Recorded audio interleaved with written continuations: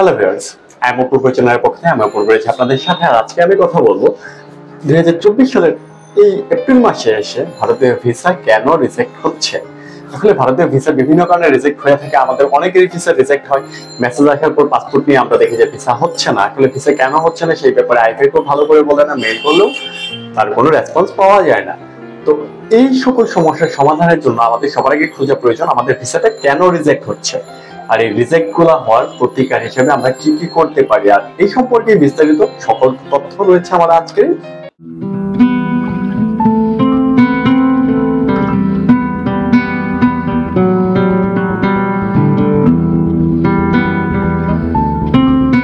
Visa reject হওয়ার জন্য প্রথমেই যেই কারণটি আমরা ধরে থাকি সেটা হচ্ছে একটি নির্ভুল অ্যাপ্লিকেশন। আপনার অ্যাপ্লিকেশনে যদি কোনো ধরনের কোনো ভুল থেকে থাকে সেই ক্ষেত্রে আপনার ভারতীয় ভিসাটি রিজেক্ট হওয়ার সম্ভাবনা অনেক বেশি। এছাড়া যে বিষয়টি আমরা ধরে থাকি সেটি হচ্ছে যে আপনার তথ্যে কোনো গরমিল, মানে হচ্ছে আপনি যে সকল কাগজপত্র দিয়েছেন সেই সকল কাগজপত্রে কোনো না কোনো গরমিল রয়েছে, এটি আরেকটি কারণ থাকতে পারে। এছাড়া যেটি থাকতে পারে আগে আপনি ইন্ডিয়াতে গিয়েছেন কিন্তু ওভারস্টে করেছেন, অথবা এক্সিট অথবা এন্ট্রি করার সময় পাসপোর্টের কোনো একটা সিল মিসিং ছিল, সেটি একটি কারণ থাকতে পারে। দ্বিতীয়ত হচ্ছে আপনার অ্যাড্রেস, আপনার যে আইভেকে জমা দিচ্ছেন আপনার অ্যাড্রেস সেই আইভেকের আন্ডারে পড়ে না, অথবা সেই আইভেকের আন্ডারে আপনি একটি অ্যাড্রেস দিচ্ছেন কিন্তু আপনার কাছে উপযুক্ত ডকুমেন্ট নেই যেটাতে আপনি প্রুফ করতে পারেন যে আপনার এই আইভেকের আন্ডারে আপনি পড়েন। গেল এগুলো। এছাড়া যেটা থাকে লস পাসপোর্ট, তারপর হচ্ছে এছাড়া থাকে আপনার ব্যাংক স্টেটমেন্ট সম্পর্কিত জটিলতা, এনওসি সম্পর্কিত জটিলতা। এই জিনিসগুলোর জন্য সাধারণত ট্যুরিস্ট ভিসা রিজেক্ট হয়ে থাকে। আমি আমার টপিক আজকে ট্যুরিস্ট ভিসা কেন রিজেক্ট হয়। তো সবার আগে যদি বলি অ্যাপ্লিকেশন ফর্ম, আপনাকে ট্যুরিস্ট ভিসা করার জন্য একটি আমি একসঙ্গে রিজেক্ট এবং সমাধান দুইটাই বলছি। আপনাকে ট্যুরিস্ট ভিসা করার জন্য সবার আগে একটি নির্ভুল অ্যাপ্লিকেশন ফর্ম সাবমিট করতে হবে। তো অ্যাপ্লিকেশন ফর্মটি সাবমিট করার জন্য আপনার হাতে তিনটি কাগজ লাগবে।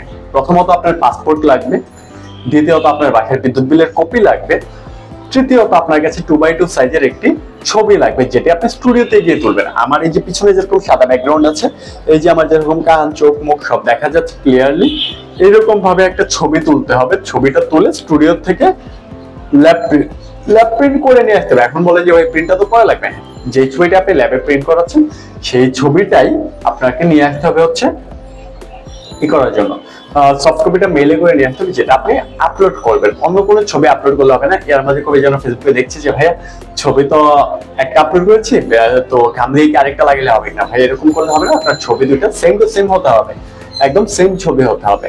যাই হোক, গেল এই কথাই। তো ছবি আপনি আপলোড করবেন, ঠিক আছে, ম্যানেজ করলেন। পাসপোর্টটা কেন লাগবে? পাসপোর্ট লাগবে, পাসপোর্টের ইনফরমেশন গুলো লাগবে। তারপর যেটা লাগবে আপনার যে প্রিভিয়াস কোনো ভিসা থাকে তাহলে সেই ভিসা নাম্বারটা লাগবে। সেই ভিসা নাম্বার উপর আপনার কাছে ছবি তোলা থাকলে তো থাকবে, না থাকলে পাসপোর্টটা থাকবে, সবচেয়ে বেস্ট। তারপর যেটা বললাম বাসার বিদ্যুৎ বিল, বাসার বিদ্যুৎ বিল লাগবে। কারণ হচ্ছে আপনার যে তথ্যটা দিচ্ছেন বা যে অ্যাড্রেসটা দিচ্ছেন সেটা বাসার বিদ্যুৎ বিলে হুবহু করেই দিতে হবে, আর বাইরে অন্য কিছু দিলে হবে না। বাসার বিদ্যুৎ বিল যেটা ছিল সেটাই দিতে হবে এবং একজ্যাক্ট বিদ্যুৎ বিল অনুযায়ী দিবেন। আপনাদের ভিসা নিয়ে কোনো সমস্যা হবে না, অন্তত অ্যাড্রেস নিয়ে কোনো সমস্যা হবে না। আপনি সুন্দর করে ভিসা অ্যাপ্লিকেশন ফর্মটা সাবমিট করে দিলেন। সাবমিট করার পর একটা পিডিএফ ফাইল দিল, একটা ভিজিডিটি ওয়েব ফাইল দিল। এই ওয়েব ফাইল দিয়ে আপনি যখন কি করলেন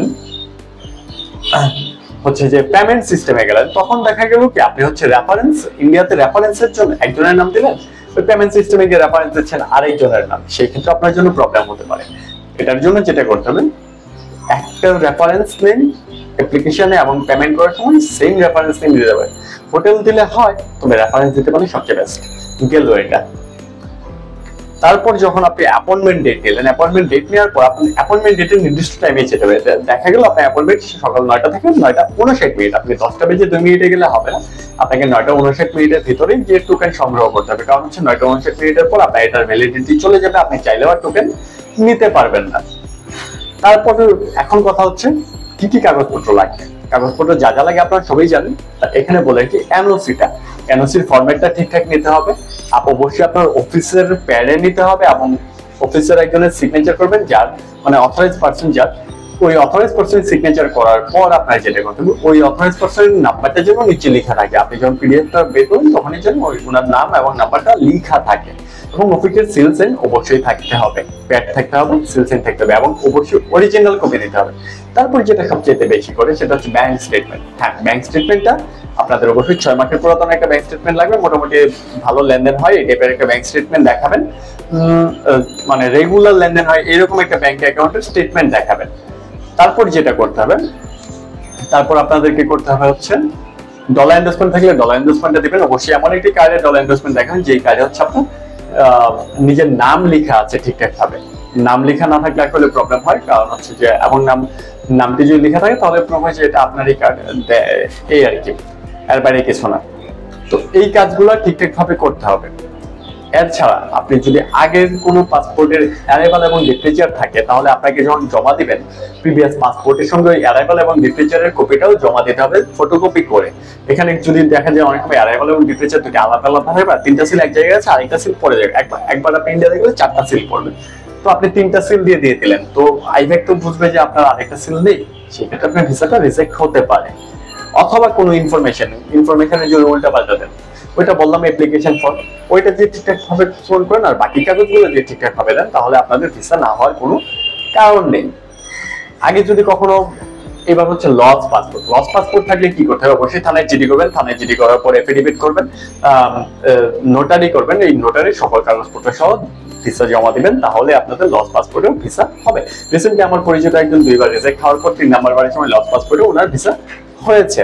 আর অনেক সময় কোনো কারণ ছাড়াই আইব্যাক রিজেক্ট করে দেয়, সেই ক্ষেত্রে আসলে আমাদের আর কিছু করার নেই, আপনাদেরও কিছু করার নেই, নতুন করে আবার আবেদন করতে হবে।